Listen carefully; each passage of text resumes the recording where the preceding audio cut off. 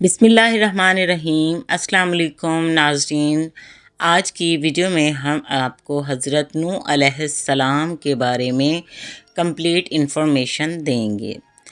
حضرت نوح علیہ السلام اللہ تعالیٰ کے جلیل القدر نبی تھے۔ قرآن پاک میں اللہ تعالیٰ نے انہیں اولو العزم انبیاء میں شمار فرمایا ہے۔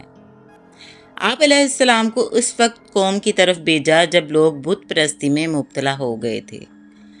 انہوں نے ود، سوا، یغوث، یعوق اور نصر نامی بت بنا کر رکھے تھے اور ان کی عبادت کرتے تھے۔ اللہ تعالیٰ نے حضرت نوح علیہ السلام کو حکم دیا کہ وہ اپنی قوم کو توحید کی دعوت دیں اور شرک سے منع کریں۔ چنانچہ آپ علیہ السلام نے نہایت محبت اور نرمی اور حکمت کے ساتھ قوم کو اللہ کی عبادت اور توحید کی طرف بلایا۔ حضرت نوح علیہ السلام نے اپنی قوم کو دن رات خفیہ اور اعلانیہ دعوت دی۔ کبھی ان سے نرمی سے بات کی، کبھی ڈرایا اور کبھی اللہ کی رحمت کی امید دلائی۔ قرآن مجید میں آپ کا یہ قول بیان ہوا ہے، میں نے اپنی قوم کو رات دن بلایا مگر میری دعوت نے انہیں اور زیادہ بھاگنے پر مجبور کر دیا۔ سورہ نوح آیت نمبر 5 اور 6۔ آپ علیہ السلام نے انہیں سمجھایا کہ اللہ کی عبادت کرو، اس سے ڈرو، تمہاری گناہوں کی معافی مانگو، اللہ تم پر آسمان سے بارشیں برسائے گا، تمہارے باغات و کھیتیاں آباد کرے گا۔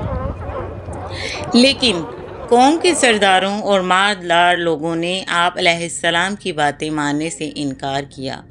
وہ کہتے تھے، اے نوح، ہم دیکھتے ہیں کہ تمہاری پیروی کرنے والے صرف کمزور اور غریب لوگ ہیں، ہم تمہیں سچا نہیں سمجھتے۔ انہوں نے آپ علیہ السلام کا مذاق اڑایا، طعنے دیے اور کہا، اگر تم واقعی سچے ہو تو اللہ کا عذاب لے آؤ۔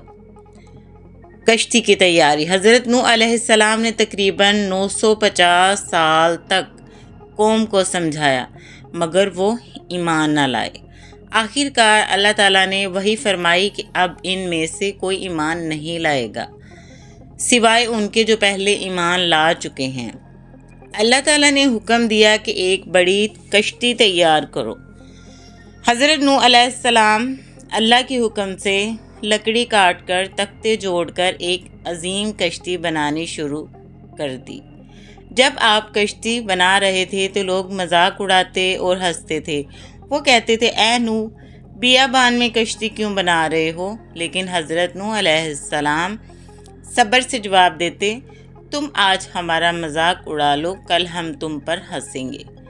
طوفان نوح۔ جب کشتی مکمل ہو گئی تو اللہ تعالیٰ نے حکم دیا کہ ہر جاندار کے نر اور مادہ کو کشتی میں سوار کرو اور اپنے اہل ایمان ساتھیوں کو بھی ساتھ لے لو۔ پھر اچانک زمین سے چشمے پھوٹ پڑے، آسمان سے موسلا دھار بارش برسنے لگی، پانی اس قدر بڑھا کہ پہاڑ بھی ڈوب گئے۔ کشتی پانی پر اللہ کے حکم سے چلنے لگی۔ کافر اپنی جان بچانے کے لیے دوڑتے لیکن کوئی پناہ نہ ملی۔ حضرت نوح علیہ السلام کے اپنے بیٹے نے بھی انکار کیا اور پہاڑ پر چڑھنے کی کوشش کی لیکن وہ بھی پانی میں ڈوب گیا۔ آخر کار تمام کافر پانی میں غرق ہو گئے اور صرف وہ لوگ بچے جو کشتی میں سوار تھے۔ طوفان کے بعد اللہ تعالیٰ نے زمین کو حکم دیا کہ اپنا پانی نگل لے اور آسمان کو حکم دیا کہ بارش روک دے۔ پانی اتر گیا اور کشتی جودھی پہاڑ پر جا ٹھہری۔ حضرت نوح علیہ السلام اور ان کے ساتھی اللہ کا شکر ادا کرتے ہوئے کشتی سے باہر نکلے۔ یہی وہ مومن لوگ تھے جن سے نسل انسانی دوبارہ بڑھی۔ حضرت نوح علیہ السلام کی کہانی ہمیں یہ سبق سکھاتی ہے کہ شرک سب سے بڑا گناہ ہے اور اللہ کو سخت ناپسند ہے۔ انبیاء ہمیشہ اپنی قوم کی بھلائی کے لیے محنت کرتے ہیں، اللہ تعالیٰ کا حکم لوگوں تک پہنچاتے ہیں۔ صبر، استقامت اور اللہ پر توکل کامیابی کی کنجی ہے۔ اللہ کا عذاب آتا ہے تو کوئی بچ نہیں سکتا سوائے ایمان والوں کے۔